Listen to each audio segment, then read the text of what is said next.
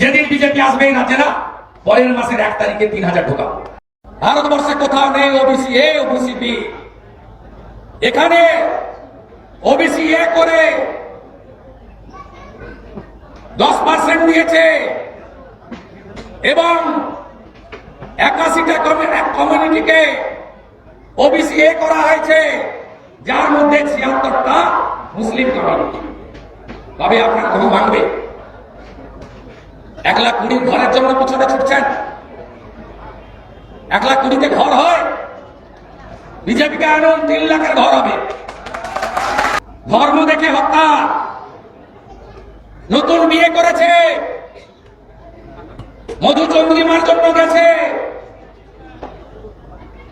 টিভিতে তো দেখেছি, কলকাতা এয়ারপোর্টে যখন পৌঁছায় বিধান অধিকারী, সমীর গুহর দেহ। বিধান অধিকারী আমাকে দেখে, তার স্ত্রী আমাকে দেখে বলছে, দাদা আমার মাথার সিঁদুর দেখে মেরে দিল, কালমা পড়তে বলেছিল। বিধান কালমা কলমা জানে না। সমীর গুহর স্ত্রী বলছেন,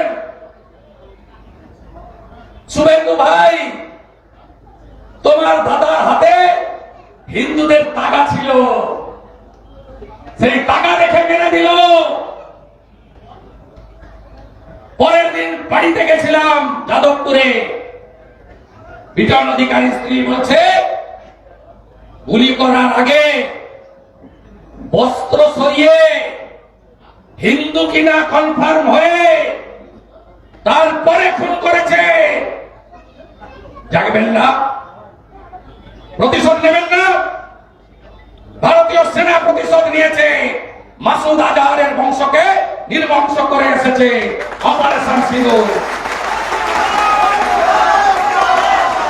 100 কিলোমিটার ভিতরে ঢুকে মোদীজি তার সেনাকে দিয়ে মেরেছে।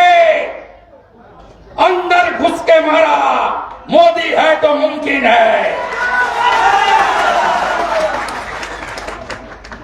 প্রতিশোধ নেবেন না?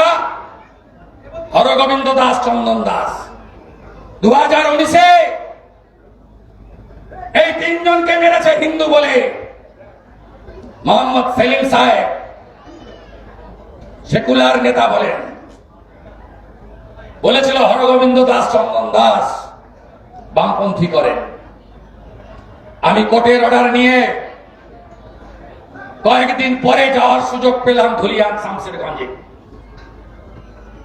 আমাকে হরগোবিন্দ দাস, চন্দন দাসের পরিবার বলল যে দাদা বামফ্রন্টকে ভোট দি, কিন্তু বামফ্রন্ট বলে মারেনি, হিন্দু বলে মরেছে।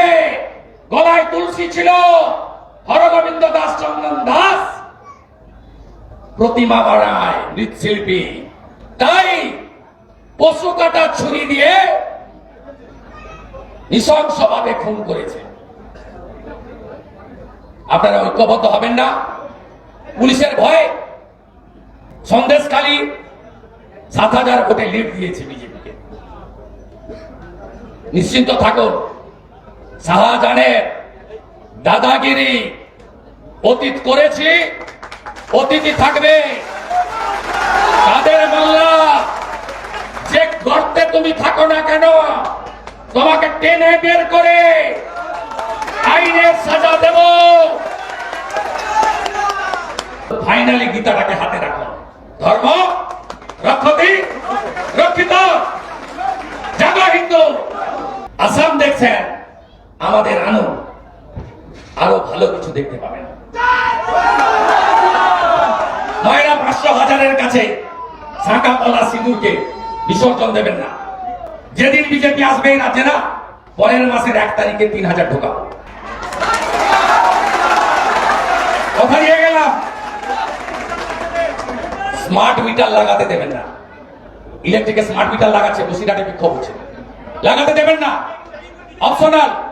ভিখারি সরকার টাকা তুলতে চাইছে মধ্যবিত্তের কাছ থেকে। জোট বাঁধন তৈরি হন। এ লড়াই আমাদের জিততে হবে। এ লড়াই জিততে হবে। নেই সব রোহিঙ্গা মুসলমান ঢুকছে আর জমি দখল করছে।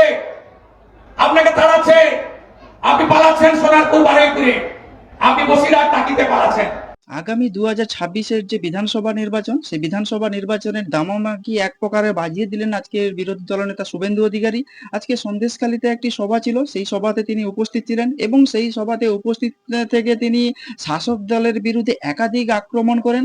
প্রথমে তিনি যেটা বলেন যে ওবিসি নিয়ে আক্রমণ করেন, অর্থাৎ ওবিসি এ এবং বি ক্যাটাগরি নিয়ে তিনি শাসকের তীব্র সমালোচনা করতে শোনা গেল এবং সঙ্গে তিনি বললেন যে লক্ষ্মীর ভান্ডারের প্রকল্প রাজ্য সরকার যে 1,000 টাকা করে দিচ্ছে, বিজেপি যেদিন থেকে ক্ষমতায় আসবে সেদিন থেকে নাকি 3,000 টাকা করে দেবে, এমনটাও তিনি তার মুখে শোনা গেল এবং বিজেপির যে প্রধান অস্ত্র হিন্দুত্ব, সেই হিন্দুত্ববাদের ওপরেই তিনি এক প্রকারে বলতে গেলে শাণ দিলেন 2026-এর বিধানসভা নির্বাচনের আগে এবং মুর্শিদাবাদের যে ধুলিয়ান থেকে শুরু করে কিভাবে হিন্দু নিধন বা কিভাবে হিন্দুদের ওপর অত্যাচার করা হয়েছিল সেই বিষয়টি তিনি তুলে ধরে হিন্দুদের একত্রিত থাকারই বার্তা দিলেন। 2026-এর যে বিধানসভা নির্বাচনের আগে একটা গুরুত্বপূর্ণ পদক্ষেপ হতে যাচ্ছে। পেহেলগাঁও হত্যাকাণ্ডে কিভাবে হিন্দু বেছে বেছে নিধন করা হয়েছিল এবং ভারত সরকার কিভাবে অপারেশন সিন্ধু করে পাকিস্তানকে কড়া জবাব দিয়েছে সেটাও তিনি তুলে ধরলেন সন্দেশখালীর মানুষের কাছে এবং আজকে তিনি এক প্রকারে বলতে গেলে মানুষকে ঐক্যবদ্ধ করে রাখার চেষ্টা করলেন আগামী 2026-এর যে বিধানসভা নির্বাচনে।